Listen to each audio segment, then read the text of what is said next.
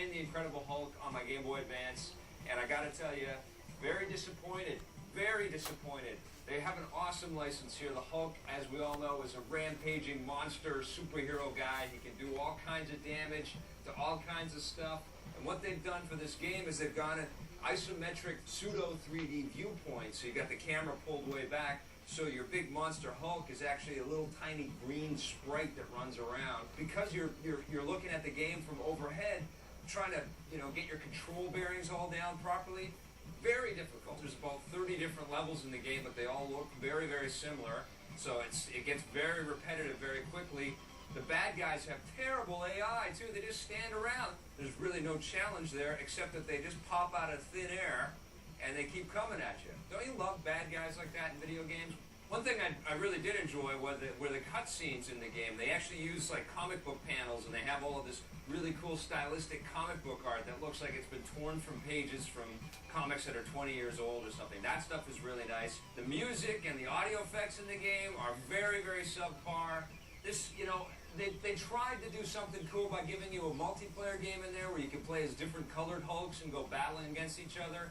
And there are a bunch of different sort of moves that you've got. You can charge into bad guys, and a big super smash kind of graphic will pop up, sort of comic book style. That stuff's all kind of nice. It's just that this game could have been so much more. The Incredible Hulk gets an incredibly non-hulking 4.5.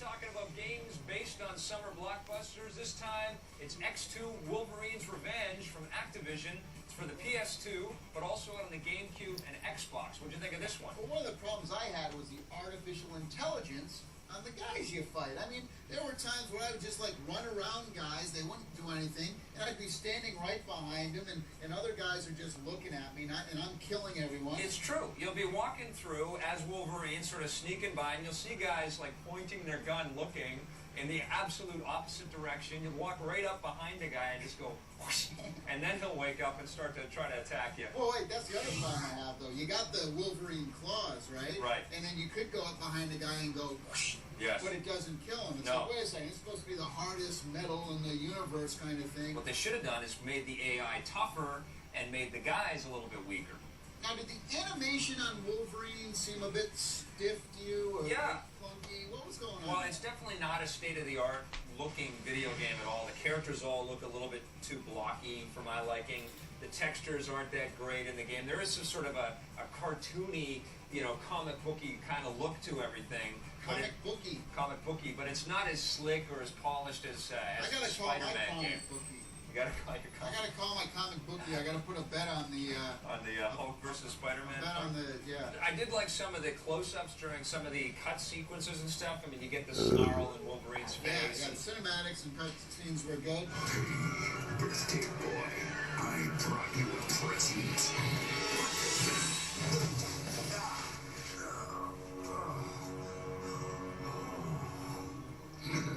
Sorry, I didn't get time to gift wrap it. You know, another bothersome part of the game, though, getting back to the negatives, is the save point stuff. Right. Was brutal. This is one of those games where if you don't get through the entire level, you have to start at the beginning when you die. And as the game progresses, these levels start to get longer Right. and longer, and the save points are longer. Yeah, there's two other things in the design to sort of artificially lengthen the game as well. You can recharge your power, because Wolverine has the power to Your health meter. Yeah, to regenerate and heal himself. Well, I cheat. It's not called cheating. I take advantage of the system, as they would say. So, for example, if I beat up a guy and my health gets low, I just sit there and wait. Yeah. I sit there for 100%, then I take out the next guy, then you stop, you wait till your bar goes up, come around the corner, get the next guy. It's not fun watching this guy play, let me tell you. The other thing that slows down the pace, too, is you have stealth moments where Wolverine starts sort of walking a little bit slower. You can see heat footsteps. All over the place. You have these finishing moves as well that you can collect throughout the game. Right. I didn't actually like the physical sort of tactile response in the fighting either. I thought that there was a little bit of hesitation on every button press. It's just not as fun to fight as it should be in a Wolverine game. I really like the fact that they got Mark Hamill and Patrick Stewart to do the original voiceover. I was for this happy game. to see Patrick Stewart. He's from the movie, obviously. He's playing Professor X. That's cool. Another great thing. Mark Hamill as Wolverine. Colossus, old bud. What are you doing here? Sure ain't waiting for a bus. I'm going to give it a 6.5 out of 10. I give it a 7. On the positive side, you get original voice acting by Patrick Stewart and Mark Hamill, and some of the finishing moves are really cool. On the negative side, the fighting in this Wolverine game just isn't as tactile and satisfying as you want it to be. The AI on the bad guys is ridiculous, and overall, the game just looks really bland, especially when you compare it to Spider-Man. Say you are Wolverine and you want to play your PlayStation 2 games, but your claws keep cutting the cord on your PlayStation 2 controller.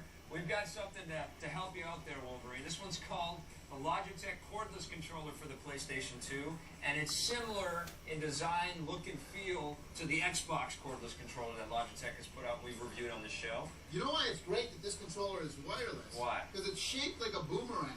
So if you're playing and you get really mad, you go, boom, and then you can still play. You definitely are going to feel the quality in this thing. It's also very ruggedly designed, so when you are using it as a boomerang, you're not going to have to worry about it hitting the walls. And, Well, the glove's going to put a heck of a dent in there. Yeah, not only is it larger, but it's also quite a bit heavier.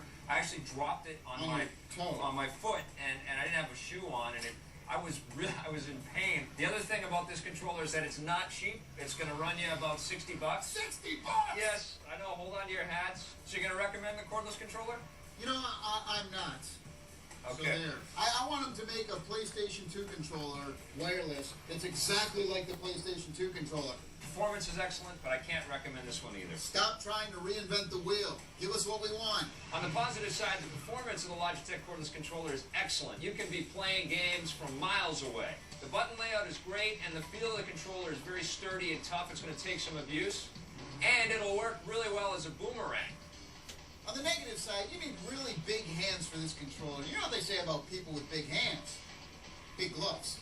It's extremely heavy, so when you drop it on your buddy's foot, he's going to be in some pain. Stick around. We're going to be right back with a look at the new Hulk game. Don't make him angry.